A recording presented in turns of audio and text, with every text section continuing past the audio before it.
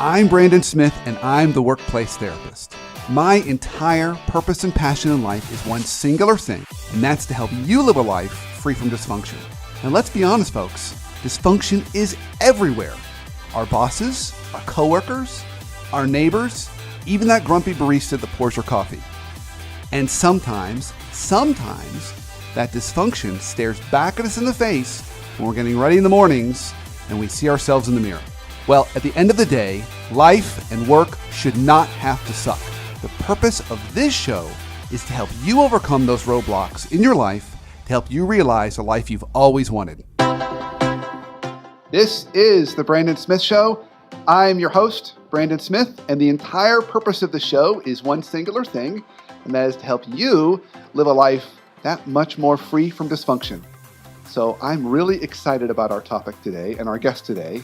Before I introduce our guest, our topic is one that I know very little about, and our guest is an absolute expert in that. And that is the study of neuroscience and what we can learn from neuroscience, and not only how we become better leaders, but make better career choices. So to help us take on this very messy question, I've got a wonderful friend and colleague of mine, Professor Rick Gilkey. Rick, how are you? Good, thank you. Pleasure to be here. So excited to have you here. And so for those of you that don't know Rick is an interesting bird, to say the least. I think you would agree with that. I hope. Rick has dual seats in both Emory's Business School as well as the School of Medicine. So an interesting background in that you and I both bring that more clinical view of how we are as people into the working world. Yeah. So we're like kindred spirits. I think so. I hope so. Yeah. So Rick, tell us a little bit more about about you, okay. But also how you got into this kind of the work that you've been doing around studying neuroscience, because that's such a fascinating piece of research. Yeah, well, I started off just working with people directly, of course, and I trained originally in child psychoanalytic work, which I've always claimed is the best possible training for dealing with senior executives. One of my 7-year-old patients said that adults are simply kids in larger clothes. And I think that was pretty poetic and certainly accurate. The interesting thing about the field is that people don't realize, but Freud was a scientist, and he was a neurologist. He studied as a natural scientist, and his frustration in his early part of his career, in what was called a project for scientific psychology, is that he wanted to use science and labs to be able to really dissect and understand human behavior at the deepest levels. And very quickly he became aware, this is way back in 1899, that the technology didn't exist. So he did the next best thing, he thought, which he was right about, is that he listened to patients. And he had spent thousands of hours listening and constructed a theory of the mind and how it worked. And the dynamics of the mind, the repetition compulsions that we have, the patterns that we get caught into, and what we learn from history that then gets played out in patterns that can become very dysfunctional. And that's where he was able to intervene. He used hypnosis, a bit of cocaine, and a variety of different things to always add a little cocaine into yeah, exactly. the mix. He was, at that point in his career, actually a menace, and quickly retreated from that, but not without tragic consequences. So, but he was the scientist. And what's interesting for those of us who were trained in this is that later then, with the advent of fMRI scans and neural scanners, that we suddenly had the ability to observe on a virtual molecular level what was going on in the brain and infer, therefore, what was going on in the mind. And in many ways, in most cases, validated much of what Freud wrote about, with a large exception of his psychology of women, which was, we know, flawed and tragically off base. But much of the other parts of his thinking were quite accurate. And so it's been likened, the fMRI scanner, for example, to the invention of the telescope, in the sense that the telescope allowed us to see the outside universe. The fMRI scanners and CT scans allow us to see the inner universe with a level of precision that no one could have anticipated. And we've learned a lot, obviously, from that. So I have a totally unfair question for you. Of course. Are you ready? Of course. Okay, so you talked about patterns and studying patterns. Correct. But then you also talked about kind of the neurology and the wiring, the hardwiring. So it almost begs this question of nature versus nurture. Right, right. And where do you land on that? Yeah, no, it is the question in many ways. So it's a fair question. And, at this point, I'd have to quote other scientists that I think really understand this. But the thinking right now, that, as I understand it, is that 20% of who we are is nature. That's the DNA, that's the genes. It's experience in the world around us that determines whether those genes get expressed or not. So, in other words, the thinking, and who knows if these numbers are accurate, but they're probably ballpark accurate, that 60–80% of who you and I are is a function of the life experience we've had with the people we've interacted with over time. And early experience, we know, is prepotent, meaning it has enormous impact in all this. So it certainly moves us out of a deterministic kind of realm of being biologically determined, even though we are biological creatures. But the quality of our relationships and our connection to other people have as much to do, if not quite a bit more, than the genes that are laid down in our cells. Okay, so then that leads me to another big question. Okay. I'm just throwing all these hard questions at Rick today. How about this one? Can people change? Yeah, no, that's a fair question too. And, absolutely. There's probably a limit or a range. I think one of the ways we differ individually, some people I think have much more adaptive, bigger ranges, and others are more limited. And there's probably advantages and disadvantages. If you're an actor, if you expand your range and your repertoire, you've got enormous capacities to, and that may be part of what a good job and career fit is finding that place, knowing what your range is, how much can you change and in what ways, so that you can grow in a career after you've chosen a job.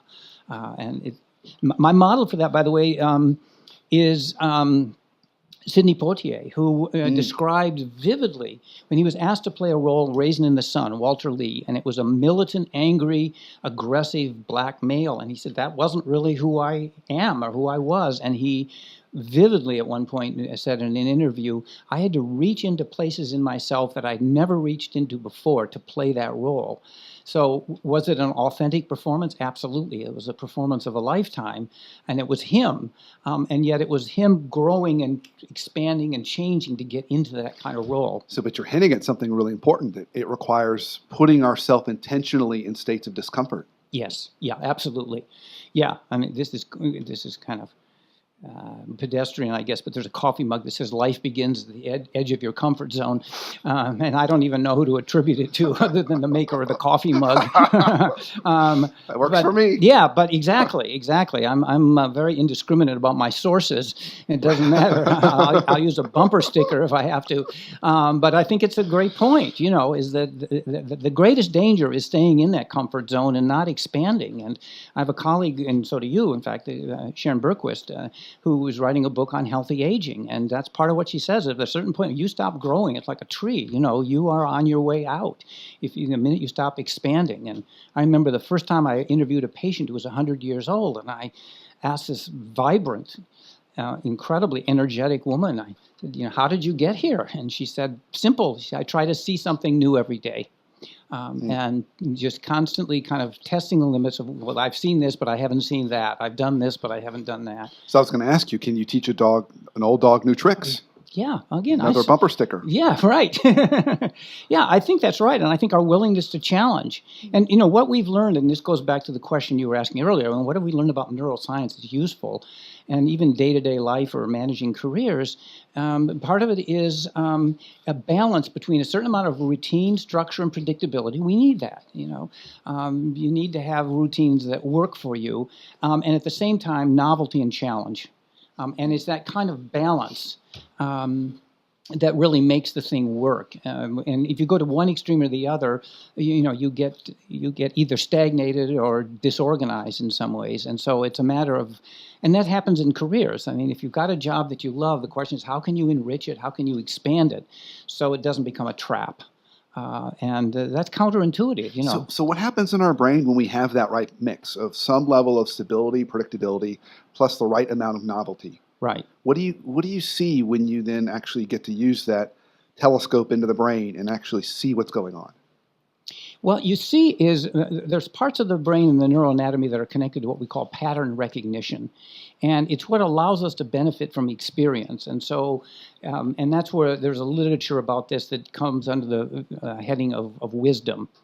That you've gained enough experience, so you kind of been there, done that, I know how to deal with this. It's a powerful tool, it's a powerful gift, and it works beautifully except when it doesn't. And that's the issue, is that we get so proficient that we keep doing the same thing over and over again. And that was the famous, I think, Einstein quote that stupidity is, or idiocy is doing what you've done before and hoping for different results. So one of the key triggers, and this is where things I think like meditation, reflection, quiet time is so valuable. Your brain, one neuroscientist talked about how a lot of this is located in the left hemisphere of the brain. The pattern recognition is where most people have language stored, so it's kind of embedded encoded in that left hemisphere. And it's the right hemisphere, or actually it's the left hemisphere that sends off a signal saying this isn't working. If we don't listen to that and we miss that signal, then we tend to stay in that routine. Alternatively, what happens is you activate other parts of the neuroanatomy. Some people think a lot of it's on the right hemispheric side, where things like imagination and intuition get activated. Again, these are generalizations, but what we do know is that you activate other parts of the neural pathways, other networks, and then new ideas come in. That's why vacations, time out, stepping outside the office and taking a walk around can help you activate and correct that so that you don't stay stuck in this kind of routine.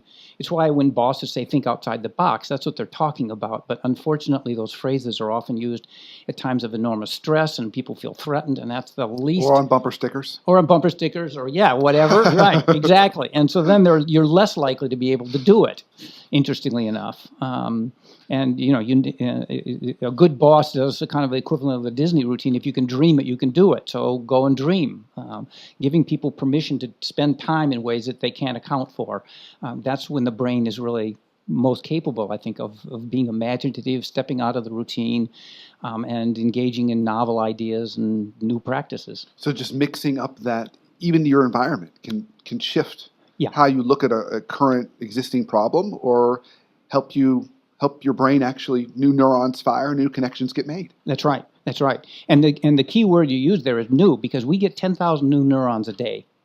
It's pretty extraordinary. Half of those roughly are called daughter cells, and so they're used to replenish the process. So realistically, maybe it's 5,000 or 6,000 new neurons a day. Small number, but over time it builds, and it's like any asset.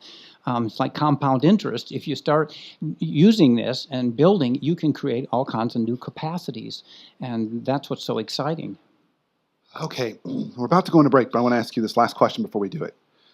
So by putting yourself into those uncomfortable situations or new situations that feel uncomfortable, are you in essence doing the same thing? You're helping create new neurons because you're forcing yourself to look at a situation or go into a situation you haven't been into before?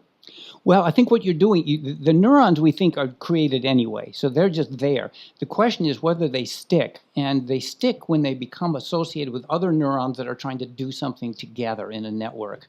So the answer to your question is actually yes, with just the qualification of saying what you're doing actually is then taking that stock of new neurons and starting to orchestrate it into a new network to do something, and then they become instantiated or more permanent, because they die off if they don't have some role.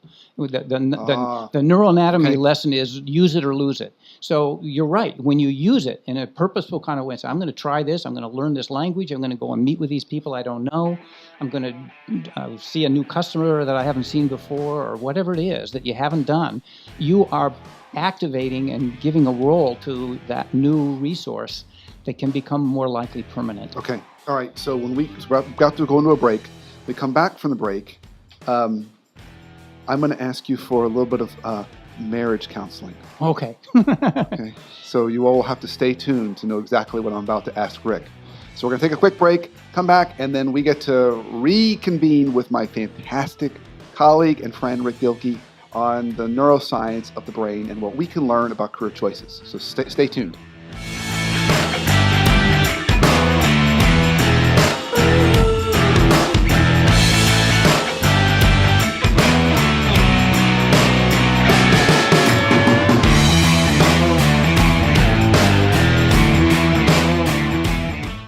job, plus the right culture, plus the right boss equals workplace happiness. The number one reason people leave jobs is problems with their boss. A horrible boss can make us dread every Monday, but an amazing boss can make us so excited to work that we'd go in on weekends. Finding your perfect boss is not only possible, it's one of the most impactful steps you can take in crafting your perfect career. Visit theworkplacetherapist.com and click on guides to learn how to find and get your perfect boss, whether that means making the decision to move on or turning your current boss into the perfect leader you want them to be. Our bosses have so much influence over our work and our whole day. Working for the right boss alone can be a winning career strategy.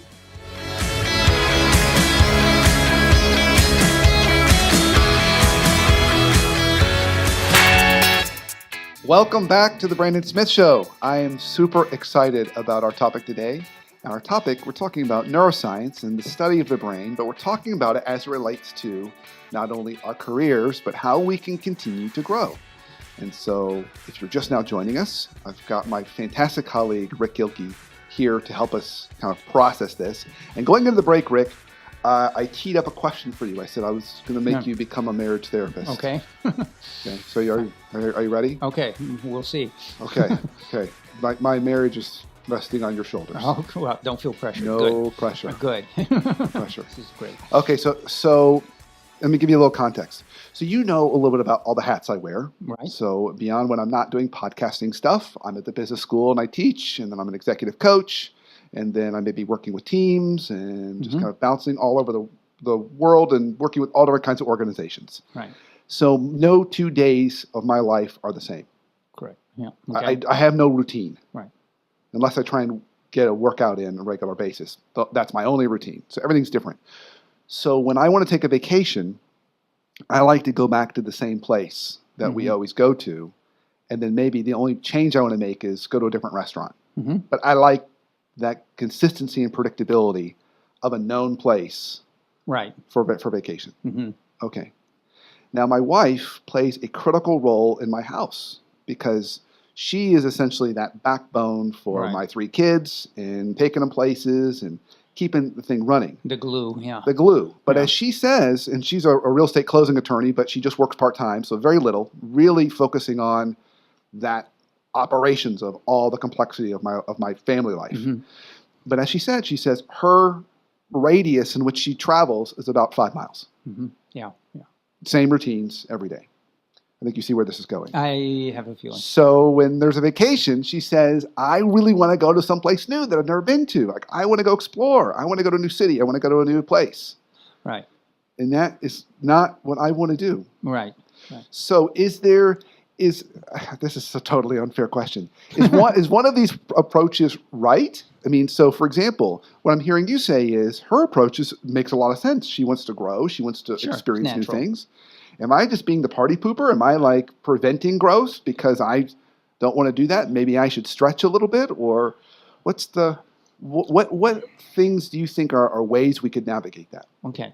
Well, as an old married man, certainly I would advise a compromise, which means you do exactly what she wants to do. So, a wise man. Yeah. I see. I bring good guests.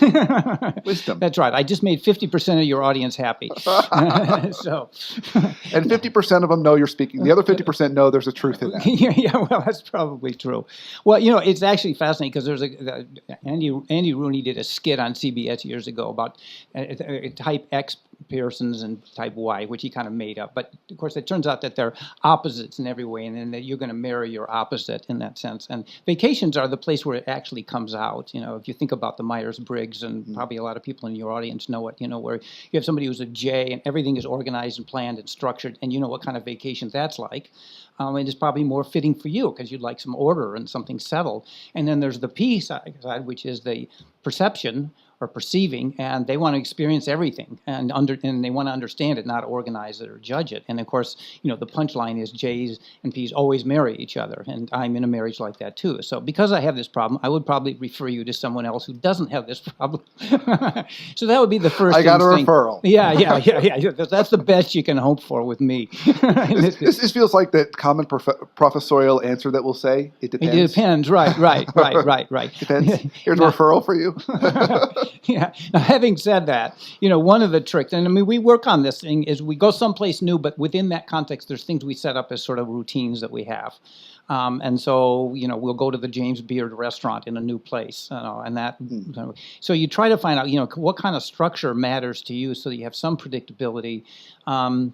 And the other thing I've seen couples do is they go to someplace different, but they have like a limited range. So maybe it's 3 or 4 different places that they go that they can do. But that makes a lot of sense. Well, I've even noticed that, and I've done this more subconsciously, but I've wanted to go to a place, say there's a new place, I would like to have gone there first and scouted it out. So it's still new for my wife, but it's not new for me. Right. That's a great idea. And that tends to work pretty well. Yeah. So she's never been to New York. But Okay. I've been a bunch now, so now that's a comfortable place for me because I kind of get the flow a little bit. I mean, there's plenty I haven't seen there. Right. But that would be new for her. Yeah. Okay. Yeah. So anything that blends both needs, because they're both. The problem is, as you're saying, they're both legitimate.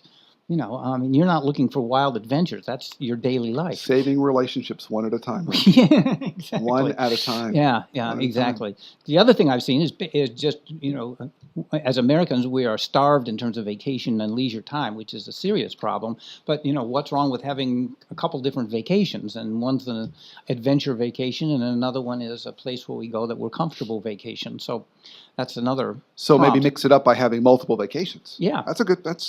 That's great. Yeah. I mean, it used to be that success was seen as having leisure time. You think of Jekyll Island in Georgia, where you had 60% of the wealth of the nation represented, and the sign of success was they could go down there for 8, 10, 12 weeks, and leisure. Yeah. And now it's the opposite. We're much too important and successful to take vacation time, which is going from one extreme to the other, and it's not healthy.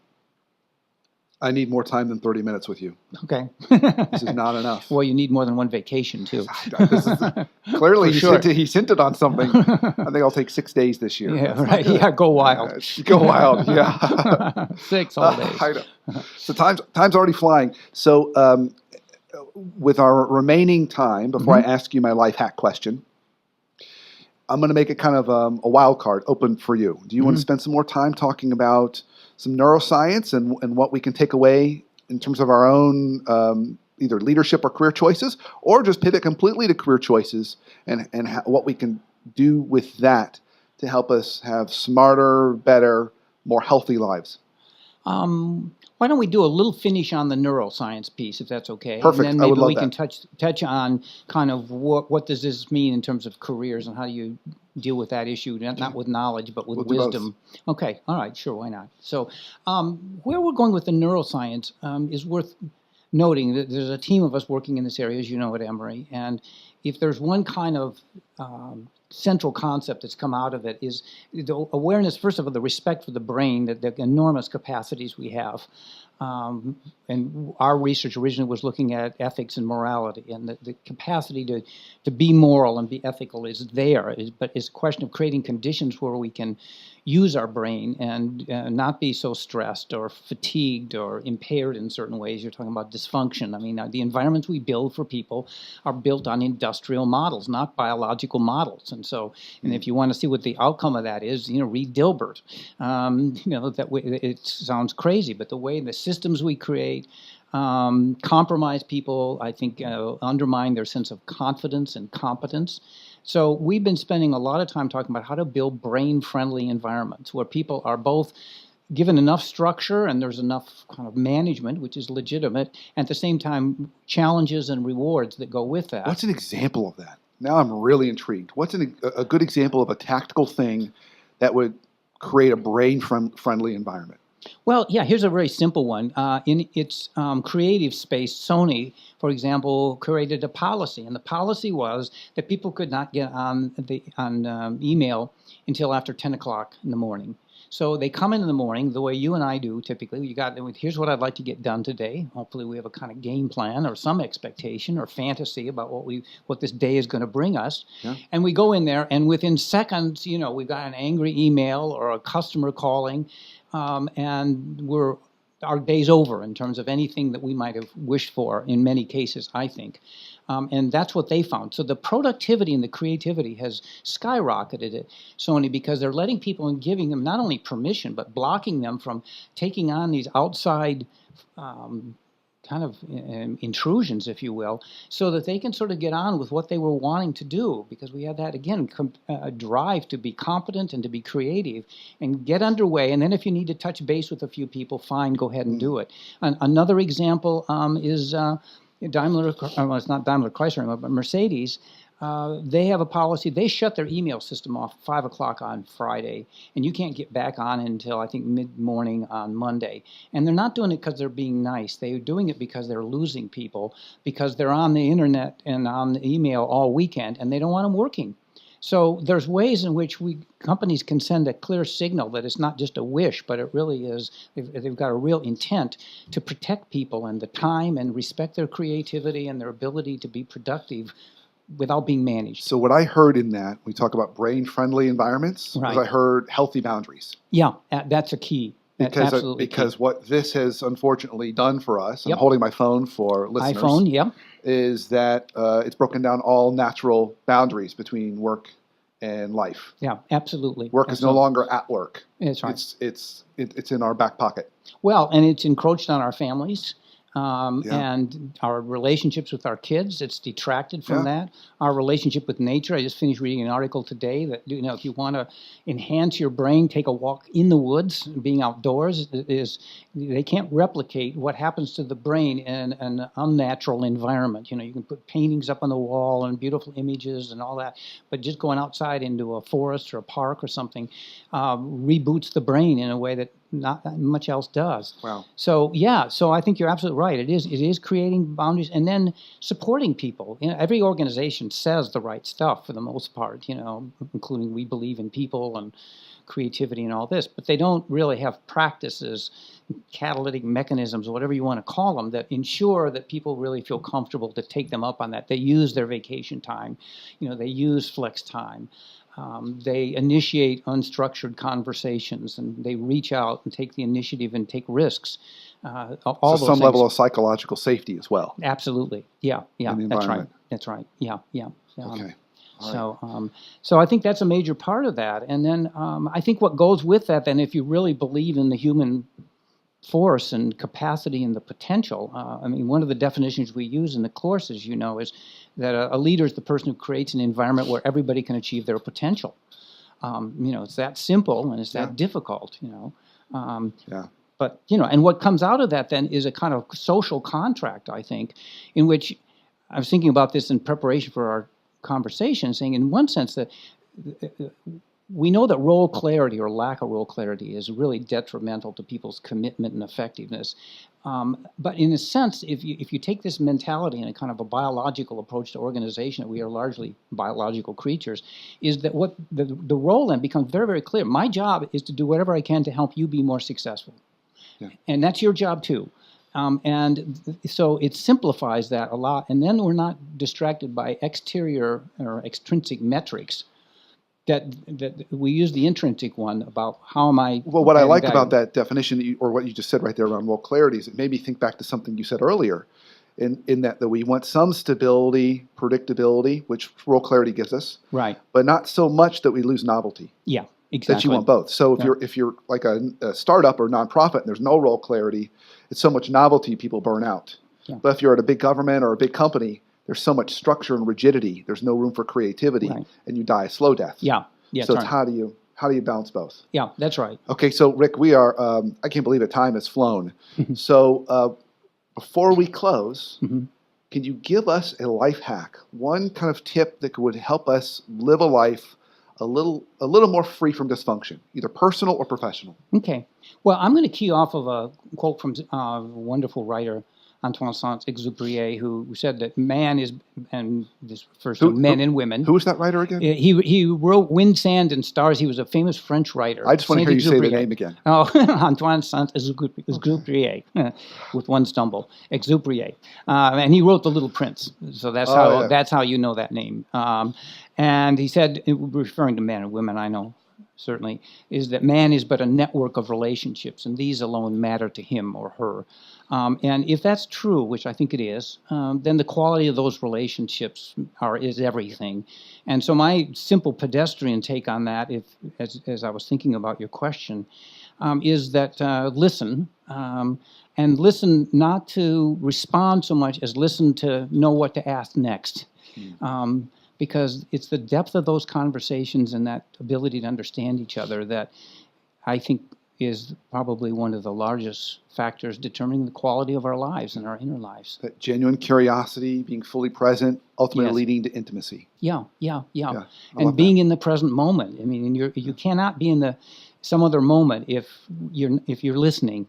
And there was a well-known case that Fortune was studying. It was a Hopi Indian facility putting together semiconductors, and the Indians had put over this little Quonset hut where they were producing this stuff, this homemade sign, and it says, "Being is superior to becoming," and this notion of just what you said, being in that present moment and listening to that other person and taking that in.